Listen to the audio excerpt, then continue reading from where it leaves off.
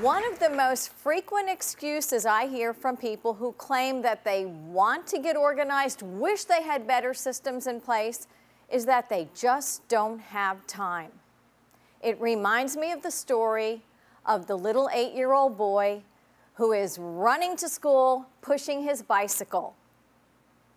And this old man watches him and finally says, "Why are you not riding your bicycle?"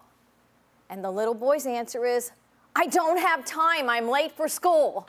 And he's running along. Well, this is what I'm seeing when people tell me they don't have time to get organized. And in all fairness, we are bombarded with so much to do. This really came home to me the other day when I was talking to a friend that I hadn't seen in almost a year. We live in the same city. Granted, we're on opposite sides of the city. And we decided, yes, we are going to get together. And we pulled out our calendars and we set up, finally, a Sunday brunch 6 weeks from the time we were talking, because that was the best we could do in our schedules. Are you familiar with the term Sunday driver? Yep. Is that a good thing? No, it's not a good thing anymore. When we hear the term Sunday driver or we use it, it's usually, look at that guy, Sunday driver. What does it mean? It means you are going slow and you are in my way. I've got important things to do. I'm in a hurry and you're just holding me up. Well, do you know where that term originated? Way back in the 50s, even the 60s, nothing was open on Sundays. People went to church, maybe they had a family dinner, and then everybody was sitting around with nothing to do. So they loaded up the kids in the car and they just started cruising. They might go to an open house just because it was open, and they'd take a little tour. Or they'd drop by a friend's house because the friend was either sitting there with nothing to do, or if the friend wasn't home, it's because they were cruising. They were out on their Sunday drive. When was the last time you just dropped in on a friend?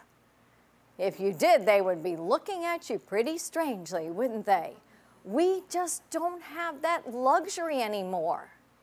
Restaurants are finding out, some of the smarter ones, that we are so hungry for the chance to stop for a few minutes and to refocus. We're familiar with the restaurants and the music is blaring and it's loud, but it's fast and they're serving us and boom, and we're out of there. The smart restaurants now have found that if they slow down the music and do not rush the people out, their tab increases 29%. We are so hungry for that little bit of quiet.